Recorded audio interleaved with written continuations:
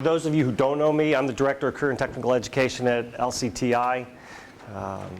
What I'm going to talk about today is the one-on-one meeting. It's a tool for successful coaching. I'll give you a little bit of a background about the one-on-one.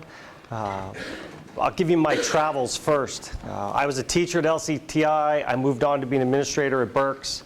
Went to be the director at Pottstown, and then moved on to be assistant director at Eastern down at Willow Grove, and then ended up back at Lehigh 4 years ago, and I'm the director. What does this have to do with anything?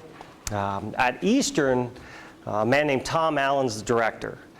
When I was working with Tom discovered this website called managertools.com. Tom did a lot of driving going to work, and I did a lot of driving as well. I was driving from Fleetwood. If anybody knows where Fleetwood is, it's in Berks County. Driving to Willow Grove every day, 144 miles. Tom was coming from Bloomsburg, so we needed something to do. So Tom found this website. They had podcasts on management. So Tom started listening to these webcasts, turned me on to listening to the podcasts as well. And then we started reading different management books out there. We had our own little book club. After about a year and a half of doing this, we started meeting the one-on-one, and we decided to take it out beyond the two of us, and Tom then used it with the entire administrative staff. When I left Eastern and went to LCTI, I took it along with me, expanded it out, and used the one-on-one as a coaching model for teachers. As an administrator, you always want to help your instructional staff.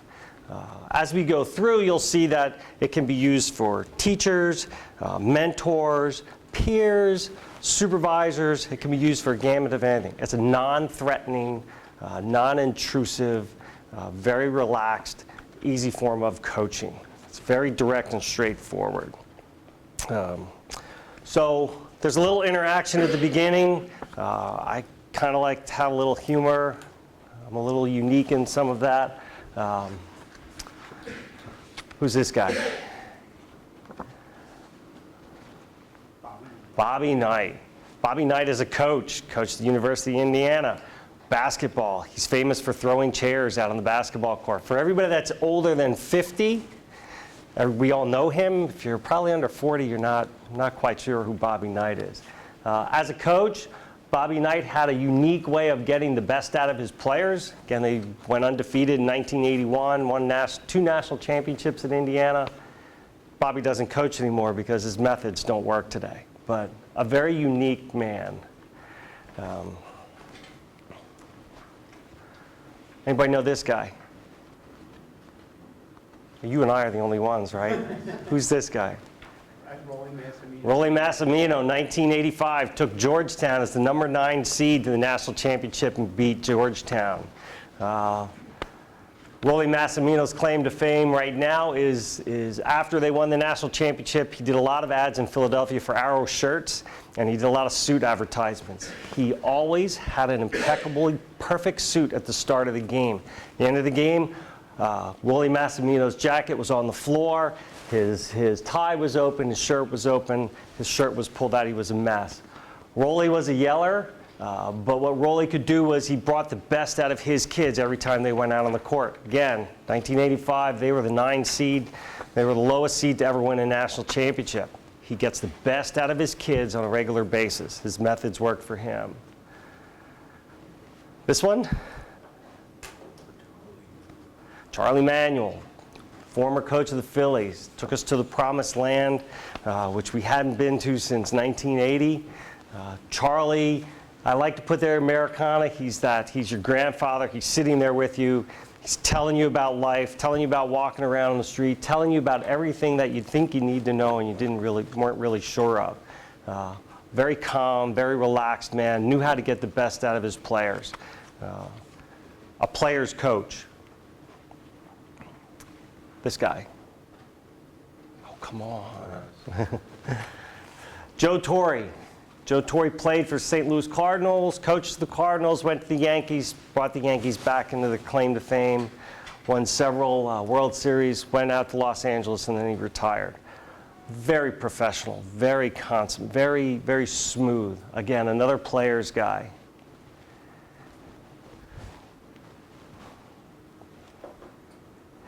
Go ahead, Tom. Vince Lombardi. How many people know, how many people are under 40 in this room? Raise your hand. What did Vince Lombardi do? Anybody? Of the younger people. Vince Lombardi was coach of Green Bay Packers. First really big, popular, famous coach in the NFL. Won first Super Bowl. Again, he's like the original when we think of football coaches, a real professional man, knew how to get the best out of his players. Lots of things out there that almost like a Yogi Berra kind of thing. You'll read little anecdotes from Vince Lombardi. We think of pro football and coaching. He always comes to mind. How about this guy? No? Bear Bryant. Paul Bear Bryant. What did he do? Alabama, the evil empire. Standing here as a Penn State alumni and a season ticket holder. He's evil. Paul was very professional as well, very quiet on the sideline, worked really hard with his kids as a coach, got the best out of his players on a regular basis. These are the last two coaches, I promise. Who are these guys? Mike Krzyzewski and Joe Paterno. Two of the true gentlemen in sports out there today. Did what was best for the kids on his team, did what was best for their organization, for the universities. Even though we have controversy with Joe, as I said, I'm a season ticket holder, so I'm on his side right now. But what they did is they knew, again, how to get the best out of their kids. They might not have had the best team that year, but if you watch Duke year in and year out in college basketball, Coach K gets the best out of his kids, and Joe always got the best out of his kids, always. So that leads us to who needs coaching. Anybody know who they are? Breakfast Club. Breakfast Club. Now, who are they? The one on the left, the guy. Emilio Estevez, Charlie Sheen's son. Who's the girl in the middle? Ali Sheedy, the one in the end. Molly Ringwald. After she grew up, she was never famous anymore. She didn't do any good movies. Second, who needs coaching? Everybody needs coaching. Everybody out there needs some kind of coaching, good, bad, or indifferent. So what I did is I put a little video in here to give you an example of chaos, something we might see in our classroom, something you might see in your building. Again, it's all sports stuff. I'm a jock. Some of you might have seen this stuff before. So, real quick 3-minute video.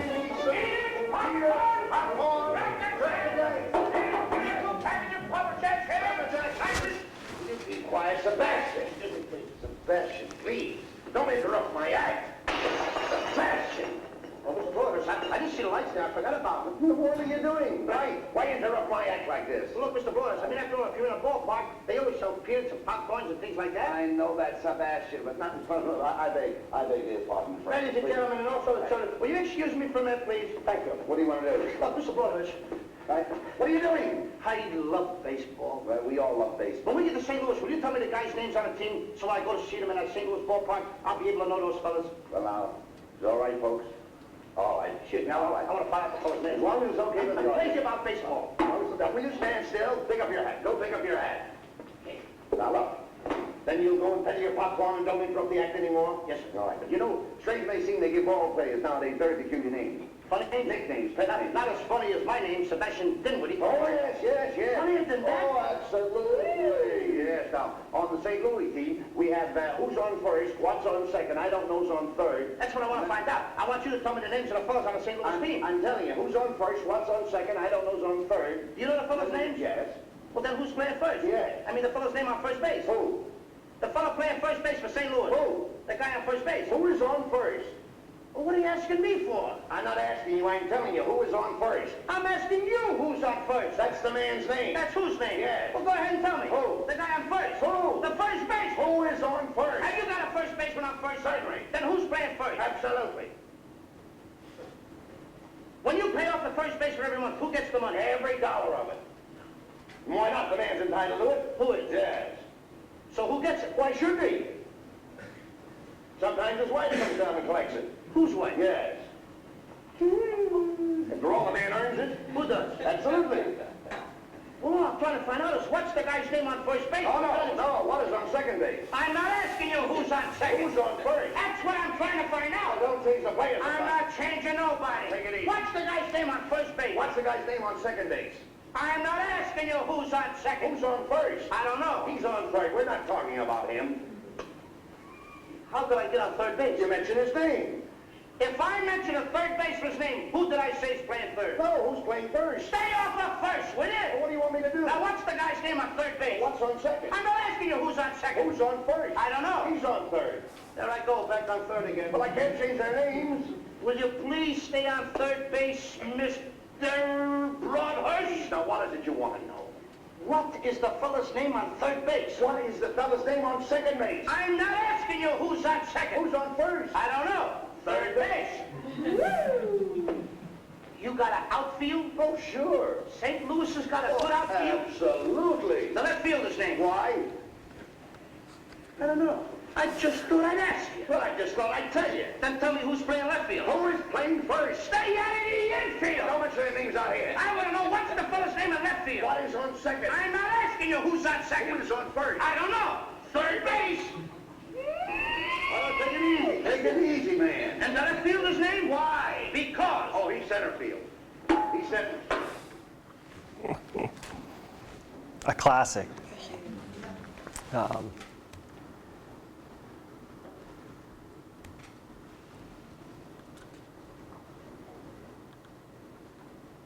Why did I put those guys on? Again, everybody needs to be coaching. Everybody needs some kind of coaching. So that leads to one-on-one. So we take those guys, we take the group before them, the Breakfast Club, and they need help, they need assistance. That takes us into what a one-on-one is. One-on-one is developed by two guys, Mark Hortzman and Mike Ozen. They created a website called managertools.com. Both these guys are West Point grads, late 40s. In the mid-2000, 2005, 2006, they started a company called Manager Tools, and what they do is they go out and they coach Fortune 500 companies on how to improve their management style. Management style, coaching, supervision in school are all the same. We're all doing the same thing, we're coaching. These guys have taken that and they've broken it down and made it real simple and real easy. One-on-one, how does it work? It's a real nice, simple, easy meeting. What's your name? Josh. So Josh is one of my teachers in my building. Josh needs some assistance. So we sit down, we have a one-on-one. First 10 minutes in our meeting is his. The next 10 minutes are mine. The next 10 minutes, we kind of sit down and go over the meaning of life. Kind of, I want to say, shoot the breeze, but not necessarily. We just talk about life in general. It helps us understand who each other is. Again, this is a non-threatening type of coaching model. It's not one where you're sitting there for discipline, or you're sitting there because you did something wrong, or that you are in drastic need of saving your career, your job. This is to help you become a better teacher. Coaching is all about improving. Coaching is all about helping people get better.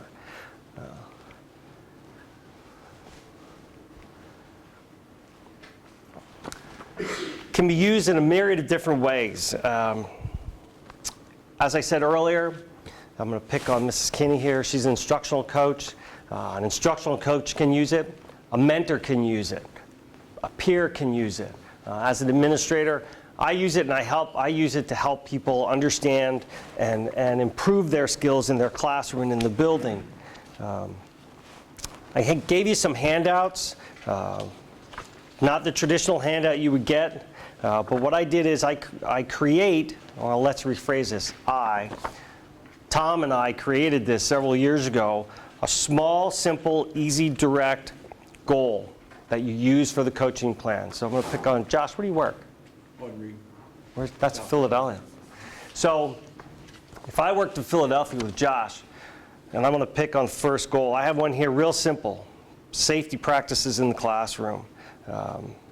Wearing your PPE. Something easy. We'll meet once a week. We'll talk about what he's doing in his classroom. Are his kids wearing his glasses? Are his kids wearing his work boots? Anything else we see in the classroom. I'll talk to him about what I see as I go through his classroom once or twice a week. I use an iPad, so I'm always putting information on my iPad. We'll sit, we'll talk about that, and then we'll talk about the positives that he does in his classroom as well. Hey, you know, Josh, this week I saw every kid had their glasses on. And this is great. Every kid's wearing their work boots. Every kid's got a uniform on. Let's keep going on. Let's improve that. We'll do that for a month, month and a half. We'll move on to the next goal. We'll pick another small goal. How about improving lesson plans? The one page I have, improve techniques to improve scope and materials instructional guides. So maybe we have to improve his lesson plans or a pacing guide. And we'll just sit down, we'll pick a small goal, and we'll work on that goal for a month, month and a half, 2 months. Then we'll move to the next one. The one-on-one meeting, again, it's very, very non-confrontational. It's me helping you, not me like looking at what you're doing wrong. Kind of a difference in supervision. You know, the premise of supervision is that the principal comes walking into the room and they're always looking for what you're doing wrong. When I come in and I work on a coaching plan, I'm always looking what you're doing right. Dr. Greenewalt in the back corner, same way. She comes into your classroom, she's always looking for what you're doing right. What are you doing good? That's where the coaching plan really comes into play, because we're looking at what you're doing and what you're doing right.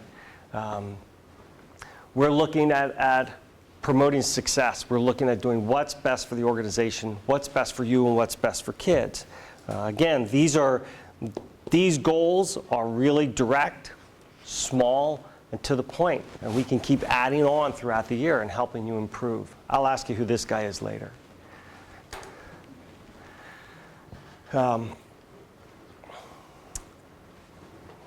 Make sense yet? I'll explain to this guy. All these guys that I'm showing you are dead now. We'll get to that.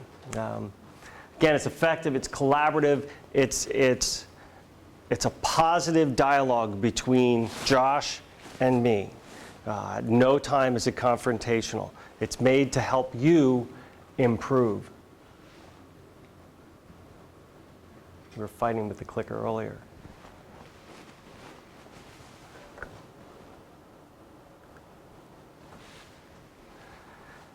Peter Drucker is my favorite. Peter Drucker wrote a book called The Effective Executive. Bible for me of management. My wife is a professor at Penn State, and she goes, Penn State says Drucker he's like old, he's out of date, he doesn't know what he's talking about. And I'm like, he's the greatest. Drucker likes talking about people's strengths. So we're going to figure out what Josh's strengths are. He might be the most amazing, dynamic presenter of a theory lesson in the world. But his management skills out in the library might be lacking. So what we're going to work on Josh first is we're going to work on his skills in the theory lab and take that out into the classroom. We're going to work on strengths. My strength as a building administrator is working with people and talking to other people. I hate budget. I really don't like budget, and I need to improve upon budget. And I'm really not good with curriculum. That's where Dr. Greenewalt helps me with curriculum, because I really don't like it. So those are my weaknesses. Start with my strengths, working with the people, working with everybody in the building. I come in, I visit, we develop plans, we sit down, and we help everybody improve, and we help everybody do what's best for the organization and what's best for, most of all, the kids in our building.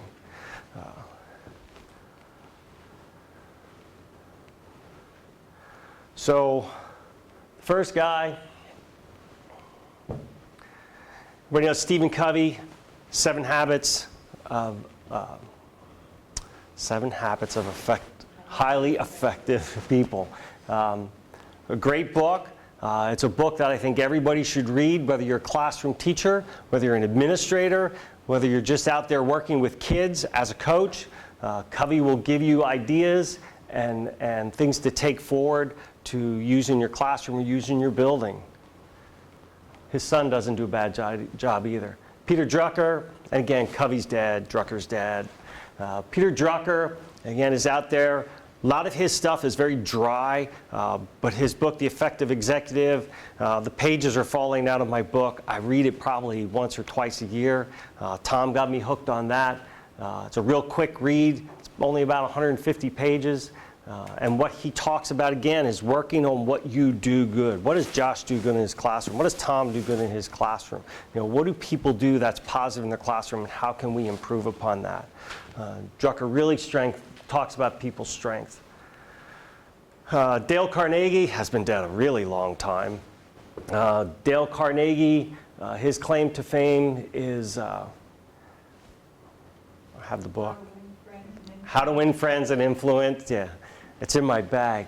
It comes on, you can get that on a CD as well. It's about 10 CDs. It's real long. But when you read Carnegie, Carnegie is going to talk about people that are from the 30s, 40s, and 50s. But Carnegie talks about how to work with people, and again, talks about people's strengths. When you sit down and meet people, the most important thing is to listen to what other people have to say. If I'm meeting Josh and we're sitting downstairs in the bar, one of the things that I want to talk about is ask him who he is and how he's doing. And the goal for me is to listen to him. Not to interject my opinions, but to listen to what he has to say.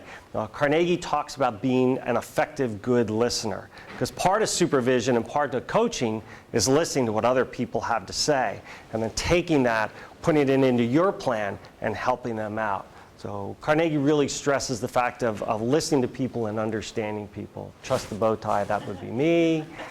I live in a bow tie, which is kind of funny. Questions and comments on coaching. I talk really fast. Anything you don't quite understand, anything you'd like to know. One of the important things about the one-on-one is your time is more important than my time. As an administrator, my day is crazy from 6:45 when I log on in the morning till whatever, 4:30, 5 o'clock when I walk out of the door. But if I have a one-on-one scheduled with you every Wednesday at 7:30, we're going to have that meeting. The building can be, other than the building being on fire, we're going to meet. Because again, it's your time is more important. You have things to do in your day that are important to you, and I have to accommodate that time. If I can't make that meeting, we'll arrange it for later in the week or earlier in the week. We will always hold that meeting. Because again, your time is more important than my time. I did this presentation this summer at PACTA. PACTA is the administrative conference that we go to in the summertime at the Nittany Lion. And it's all administrators, and some of the guys in there said, what happens if you have something going on? And I elaborated again, your time as a teacher is more important than my time as an administrator. You've got your day where you have to work with the kids. You have to take care of your curriculum. You have to take care of grading. You have to take care of preparing your lab area, your classroom for your students. So I make the accommodation that I'll work around my calendar to make your day work. So I will almost never cancel, other than I had one this morning at 7:30, and that's in Schnecksville, and we're sitting here. But he knew that. I have on the web, yes? I was just going to give an objective testimonial. I've never participated, I've worked with Kurt, but the feedback from the teachers is that they trust him through these meetings, they take a bullet for him. That non-threatening, developing that relationship has just been so powerful for the teachers he's worked with. Managertools.com, website that Tom Allen and I pulled a lot of our information off of. There's a wealth of information on this website in the form of management, coaching, how to make your day work. And you sit there in education and we all think, well, how does management play into coaching, and how does it play into teaching? Everything we do is we're managing our day. We're managing our time. We're managing our students. We're managing all the things that we have to do in our day. There's a wealth of podcasts on here that truly will work for you. I go in to Map of the Universe and the Holy Trinity, and in there, the four big premise, the 4 big points of Manager Tools is one-on-ones, that's the meeting that I was discussing, feedback, which is how to talk to people, coaching, and delegation. This helps everybody. teacher, administrator, guidance counselor, curriculum coordinator, executive director, any instructional assistant, anybody in a classroom can go in, listen to these. It's all free. I make no cash out of this. These guys don't even know I exist. But you go in, log on, download the podcast, listen to the podcast, and it will help you and it will assist you. It will help you understand what I'm talking about, but it will help you in your classroom on a daily basis. It will help you with kids. It will help you with parents. It will help you with adults. It will help you in your day-to-day life. I can't say enough about these guys. I'd like to go see these guys, but it's about $2,000 for their conference. It's a little steep. But again, there's a wealth of information in here on managing your day and managing your world. Pat. Could you talk about the process for setting these goals? So what I'll do is I'm going to pick on Josh again. Josh is going to hide on me. We'll identify something that Josh needs to work on. And that might come out of an improvement plan. It might come out of a needs improvement evaluation, even an unsat, or something that I see that I believe he needs improvement, or something that he thinks he needs improvement. We'll come up with a goal. What's the first thing that we're going to work on? And we'll sit down, we'll write, I don't create this. This is a collaboration between the two of us. We'll write this goal together. It's easy, it's short. We put the timeline on and we put how we're going to measure it. Like I said, I carry an iPad, so I'll go in after we meet, I'll document what we talked about in my iPad, and then when we sit down and meet after I come in the classroom a couple days, we'll sit down and we'll look what I wrote down. And I expect him to bring information as well on what he did for the week.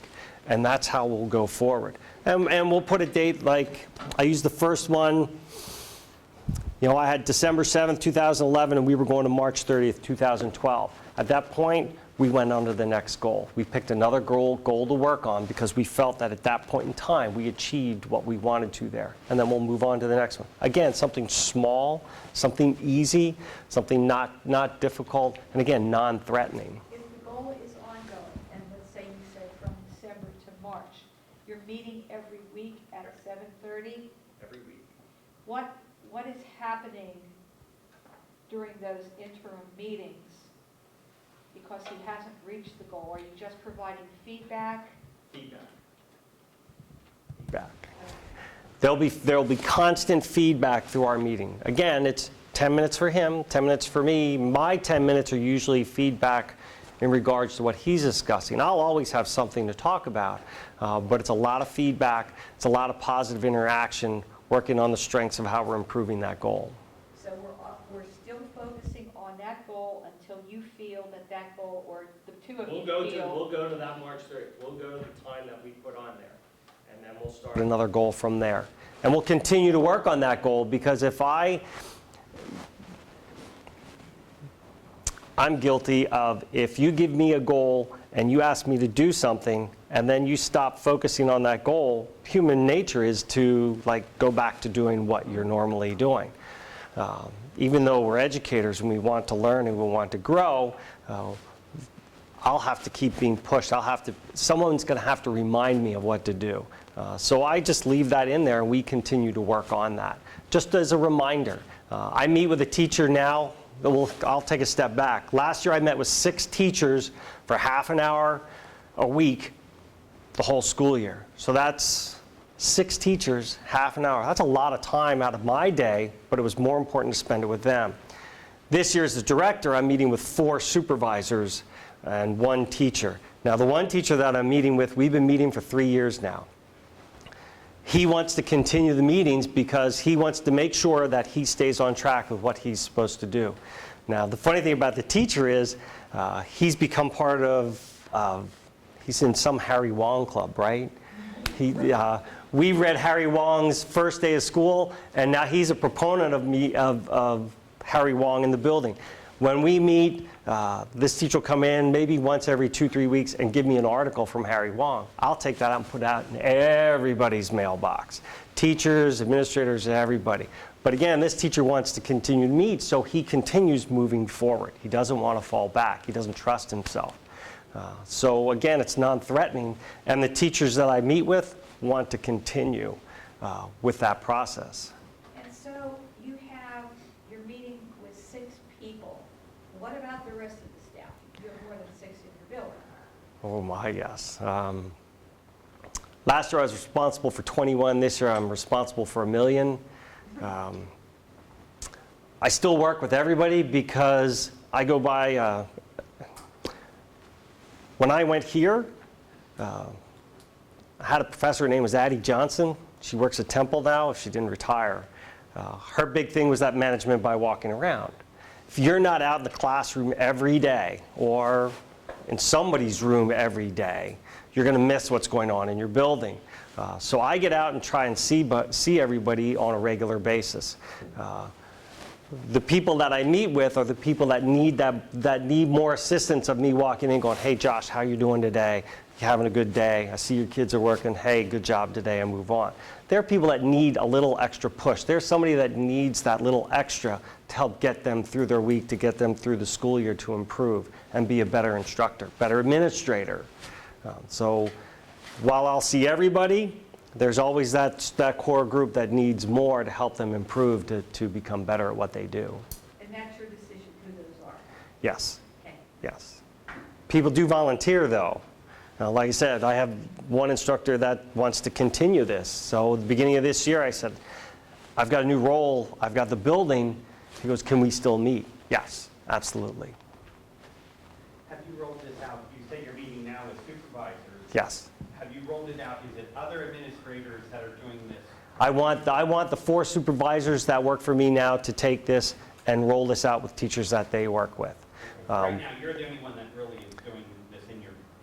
Yes, there's 2 of us. Tom Allen down at Eastern and me at LCTI. But again, I want my 4 supervisors, 2 of which are brand spanking new. I want them to understand this model, to use it, because again, it's short, it's non-threatening. It's not me versus Josh. It's how can I help you, and how can you help me, and how can we help the kids in the building? How can we get better? Yeah, I work with Josh and Sherman. We are at Universal Oil League, which is the only charter high school in the state that offers the CTE program. Josh is what we call an academy leader. And we have 3 brand new hires since the first day of school, CTE teachers in his academy. One is automotive, one is electrical, and the way the school is organized, a health tech teacher. I was with the school district for a number of years, and I've been with me since it first opened. They, like myself, are people who came into education for a more traditional program. Carmen's a Spanish teacher, Josh is a social studies teacher, I was a business teacher. Me, he went to 4 years of college, he student taught. I was a social studies teacher too. Okay. I've had a problem in the years I've been in Oil League, which is our 5th year, with, this will sound a little sexist, males who have come into the school primarily in electrical and automotive, in accepting duties that teachers have to do, whether it be lesson plans, asking for help. SLOs. Another thing is, having always worked with adults, they have, it's almost a negative in their reaction to our students. You know, a 10th grader is not the same as like one of our auto teachers taught at a private auto school for 16 years. He's an ASE master tech. Well, he's used to dealing with 35-year-old men who borrowed $35,000 to learn about autos. That's not a 10th grader. What goals would you, like Josh and I were talking, they hate to do lesson plans. They hate, we use power schools, not like the old North book. What goals would you have if Josh were to sit with these 3 people? Because we have built into our roster, correct me when I'm wrong, Josh and Charmaine, this is me kind of dragging them into the 2. Not that they need to be dragged. We meet them 3 days a week. 3 or 2. We have an A/B schedule. So if Josh were to dedicate specifically to the electrical teacher and the auto teacher, a half an hour a week, what would go on between both of these people, by the way, I'm going to tell everybody, are in the role of academy leader, because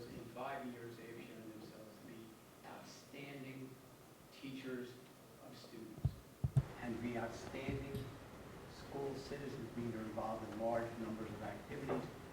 All the learning of Power School, the rostering is all done by Josh, and Charmaine has worked with our ninth graders since the inception of the school. And when there were opportunities for leadership, it was, not any thought whatsoever, but, put them in it. If he was meeting with these two teachers, what would be the initial meeting? And the reason I'm not including Charmaine as much, she works with ninth grade teachers in her academy, and they're traditional type teachers. What would Josh be doing if he decided he's going to meet with Mr. Johnson and Mr. Marion once a week and do this? Identify a goal. First and foremost, identify a goal, identify a need. One of the challenges in career and technical education, we're hiring people from the outside coming in, and many of them hated school when they were in school. They're not the traditional student. I was, like I said, I was a social studies teacher as well. And then I taught printing for 5 years, because that's what I did for a living when I graduated from Kutztown. Identify a goal. Identify one thing, and maybe it's lesson plans. Maybe it's the struggle of they don't like writing lesson plans. Sit down with them and ask, you don't like writing a lesson plan. Give examples. There's a million different lesson plan models out there. You have the Temple model, which is 1 million pages. You have a Penn State model. When I graduated from Kutztown in 1984, to me that was the best. It was 1 page. So when I struggle with teachers in writing lesson plans, I just take out my OKU lesson plans. Look, here's a simple lesson plan. The objective, the material is what you're going to use, and what the objective is, how you're going to measure it at the end. Start on something simple and something easy. Again, it can't be threatening. It has to be that positive, and this sounds like a grandiose idea, but facilitate and create a dialogue with them and help them understand this is where we need to go. I think this goes kind of back to what you were getting to, in that, so we do this, we set these goals, 3 months later we haven't seen any improvement. When is it that you switch from this, like, we set this goal, we've been meeting once a week, talking about this goal, we're still not finding success? Do we rewrite the goal to be a more attainable goal on their level? So Yes. you get what I'm saying? And that, Yes. like, especially That's where you have to go. If you get to 3 months out and they're still not attaining it, rewrite the goal. But then there's the caveat to all that is, then maybe we need to look into an improvement plan. Maybe we have to go beyond that then. Right. Then it becomes more of, instead of a coaching, then we have to get to the point of intervention. You need to do this to improve. We've worked on this. We've worked on coaching with you. We've worked with mentors with you. We've had peer mediation with you. We've had you observe your peers. We've had you work with your peers. Now we're at the point where we need to do something else. So again, that's that coaching. Colin Kaepernick got benched this week for the San Francisco 49ers. Guy's making $5 million a year. He got to the point where he's not doing what he's supposed to do. They tried to coach him through it.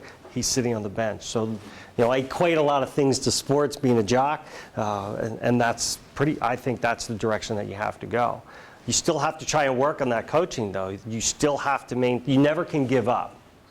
I don't think you can ever give up in trying to coach someone, but you just have to change the direction that you go. So with someone like that, you get to a certain point. If they're not adhering to it and working on it, continue coaching, but move on to something else. I'm kind of in a similar boat as them, where I feel like a lot of our teachers are kind of resistant to the traditional teaching. You have to write a lesson plan. Like, this is what good teachers do, and you have to reflect and that sort of thing. So how do I, as a coach, kind of bridge that gap without them seeing me as like a mini administrator? Right. And some of our staff kind of jokes about that, but I'm afraid it's going to turn into more of a negative, where they see it as like, well, is this going in my evaluation? or or they're almost afraid to admit to their weaknesses because they're afraid I'm going to turn around and go tell the administrators, and the administrators are going to use that against them. Or One of the keys to coaching or being an effective administrator in a building is developing culture. Yeah, and our problem is that our director has been there a long time, and our other administrator has been there forever. And there's now a new administrator who's kind of trying to bring in the newer methods and that sort of thing. So I think we have an issue where some of the older teachers who've been there a long time with the older director kind of have this they just kind of deal with what they have to deal with, but I think they're almost afraid that I'm going to be this new tattletale kind of thing. In the coaching podcast, there's 3 discs in there. They'll talk about just what you're asking, that challenge. You always look at people who are challenging and try to give them responsibilities that no one ever gave them before, involve them in the process, which they'll be very resistant. That's who, they've been in that building 15, 20 years. You're new. You can't tell me what to do. You haven't been here. You haven't lived my life. 10 years ago, this is what, and I'm like, okay. in 1985, this is what we did. Okay, there were no computers then in school. It's 2015, here's the iPad. We're going to have to learn how to use it. Break that culture. I mean, it's hard to break the culture because we get so entrenched in the things that we do, but it's all incumbent upon developing a positive relationship with them. That's, I think, the first and foremost most important thing to do. Create a dialogue, create an air of non-threatening collaboration. Because again, we all work with people that are challenging in that respect, and developing those relationships is hard. It's a lot out of our day to make it work, but you have to keep at it. It's something that you have to keep doing. And again, as an effective coach, that's why I put those guys up there. They were all a little different in how they approach it. You have to develop that positive relationship and keep working at it. And it sounds like, oh, I've got this grandiose idea, and it's all peaches and cream and kumbaya. It works if you keep at it. It's again incumbent upon you as an administrator to be professional and keep working with them. It's easy for me to say sooner or later they're going to come around. Most of them do.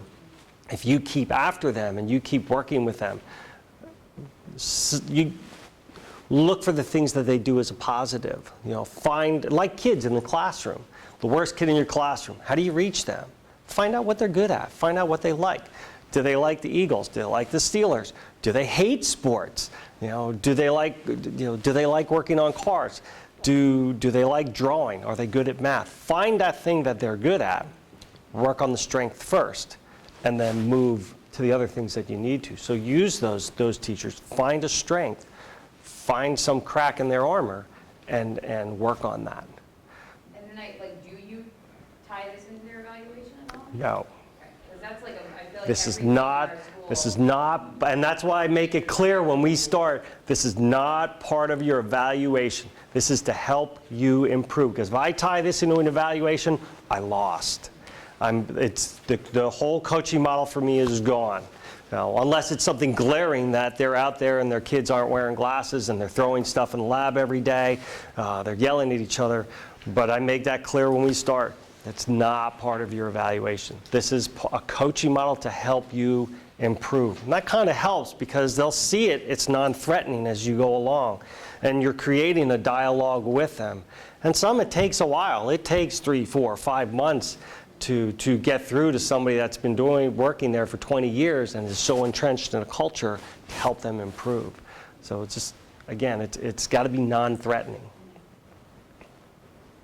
Yes? What we kind of done in our building that we've had some success with is if we've taken a new teacher and we've kind of taken that building construction team, we had a new carpentry teacher, and we kind of give them professional development to all of them. And he appreciates it. And, he gets some pointers, some tips from the older teachers that are doing things. But then on the other hand, that kind of turns around and gives those older teachers some new strategies that they try out, or, so it's kind of very non-threatening because they're all together, so that older teacher kind of, he feels like he's giving that newer teacher some ideas, but on the other hand, he might pick up something that he'll go, oh, I'm going to try that tomorrow in my classroom. What works is everybody's on the same page. Correct. Dr. Greenwald, I listened to a presentation yesterday about induction, and we're both sitting there going, everybody needs to be trained at the same time. Your mentor needs to be training at the same time as your new teacher so that they all understand. And all the mentors need to know, or all that whole cluster needs to know, so everybody's speaking the same language, then everybody gets what's going on. And that works. It absolutely works. But that's part of culture again as well. If that culture doesn't exist, it's going to be a challenge, and you have to create that culture. And we kind of created that culture with taking the new people, and because we have a carpentry teacher that's 23 years old that he didn't even know how. I looked at him and said, "So how did you give that kid a 10 yesterday?" In my head, and it's like, so we took those new teachers and kind of did teaching 101 because they don't even know that they need files or paper trail or something on an iPad, or that they just know what they saw on their end as a student 2 years ago or 3 years ago. So And in school we're guilty of, here are your keys, here's your room, close the door and walk away. But that's a method of and that's something that we like to do, but that's a method of improving and creating that culture of learning within your facility, within your organization. And that's the way that we used our instructional coaches, because before we were kind of just haphazardly helping this one, maybe, oh, you need that, seeing them in the hallway, oh, I'll be there, so now it's more methodical with, It works. we have dates that we're going to meet with this team and this team, and it's been helpful. It works. Anything else? I went long. I thought I'd be done in 30 minutes. Thank you for coming. If you have any questions, there's resources on the back, my email. You can get a hold of me and I'll send stuff out. This stuff is going out to a whole bunch of people out there in the state. So thank you for coming. You guys have a good day.